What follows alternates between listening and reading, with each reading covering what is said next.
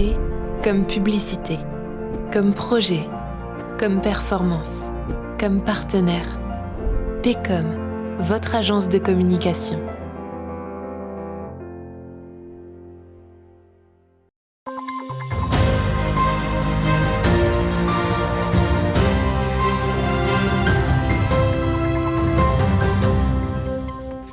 Bonsoir à toutes et à tous, vendredi 13 janvier, voici les titres de ce 15 minutes info.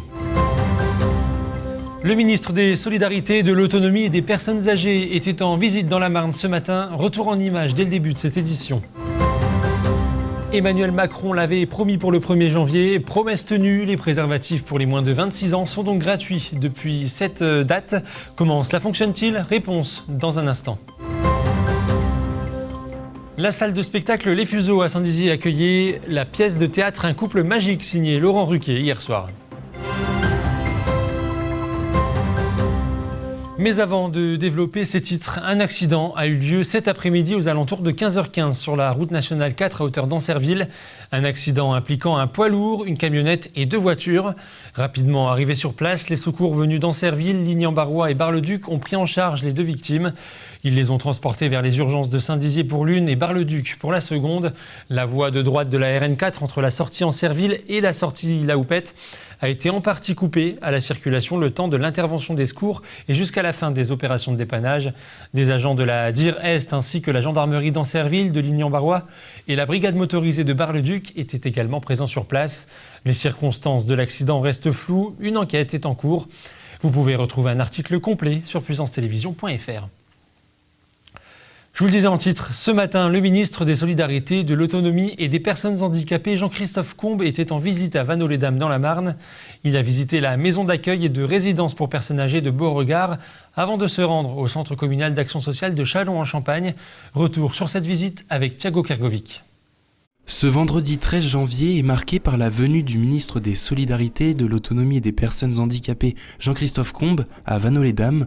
En déplacement dans le département de la Marne, une visite dans la maison d'accueil et de résidence pour personnes âgées de Beauregard lui était organisée.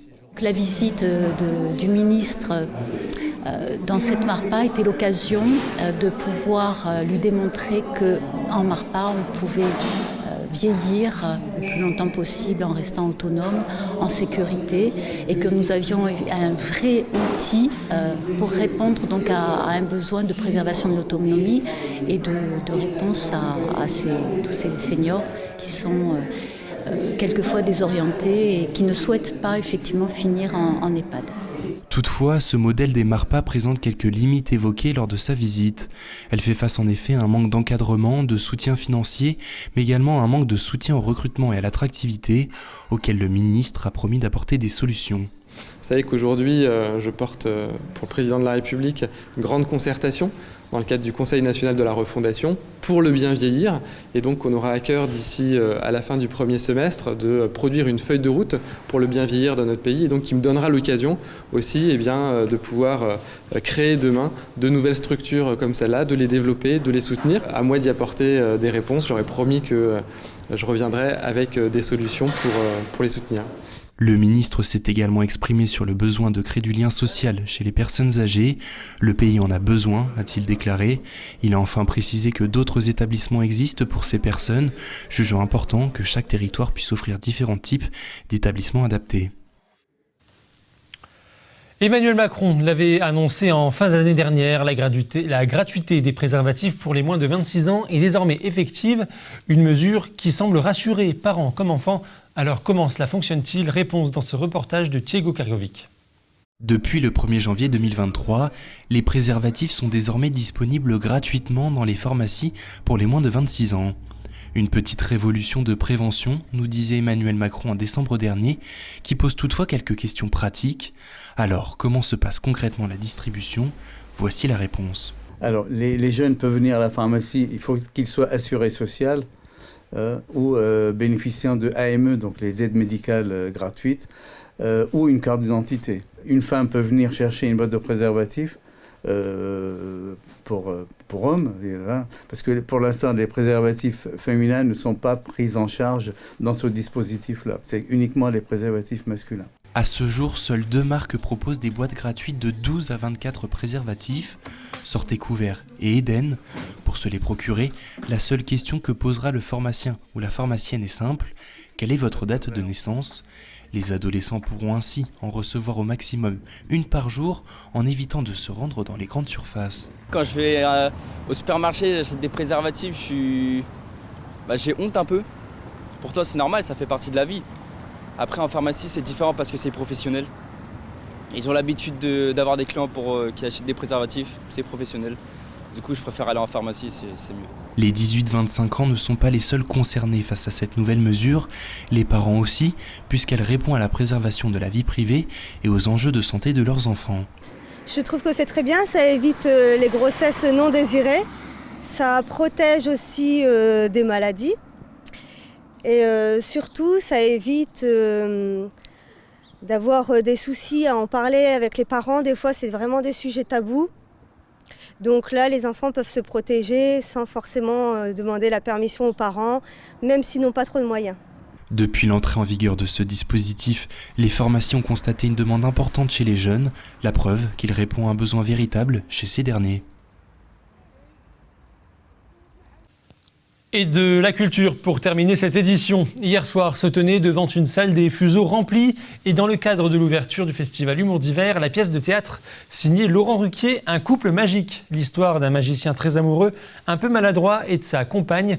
Le tout accompagné d'un casting 4 étoiles. Retour sur cette soirée avec Manon de Fontis et Julien Carré.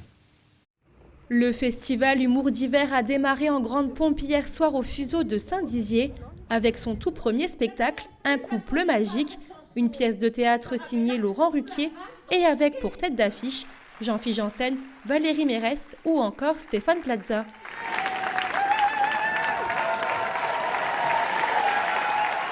Une représentation mêlant magie et comédie qui a fait l'unanimité. Une bouffée de joie, de gaieté, c'est comme le spectacle, c'est magique. Le fait qu'il y ait eu la magie du théâtre, on voyait des fous rires, des choses qui n'étaient pas prévues. L'histoire en elle-même, c'était superbe. On était venus pour rire, on s'est régalé. Oui, voilà, ça ne apporte grand-chose, mais franchement, ça détend, surtout en ce moment. On a besoin. Olivier de Benoît, Marianne James ou encore la troupe du Jamel Comedy Club au programme de cette 20e édition de l'humour sous toutes ses facettes, aussi bien sous forme de théâtre, one-man show que de spectacles musicaux. Il y en a pour tous les goûts. Et voilà, hop, un petit peu de poudre magique. C'est un festival qui est extrêmement attendu du public, c'est le moment fort dans notre saison, c'est le festival où on organise, les dates où on organise le plus fort record de fréquentation et c'est très important pour nous, de nous adresser à la fois aux jeunes, comme je disais aux auditeurs de France Inter, comme aux auditeurs des grosses têtes, les gens qui aiment plutôt la comédie, les gens qui aiment découvrir des artistes et ceux qui ont envie de voir des belles têtes d'affiche, il y en a vraiment pour tout le monde. Le festival Humour d'hiver se poursuivra jusqu'au 7 février prochain.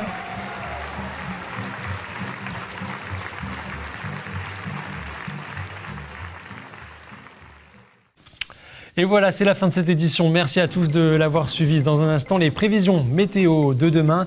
Pour l'information, je vous retrouverai demain à 19h dans votre 15 minutes info. Très belle soirée à tous sur Puissance Télévisions. Toute l'actualité qui vous concerne, à voir et à revoir dès maintenant sur puissancetélévision.fr et sur notre application mobile.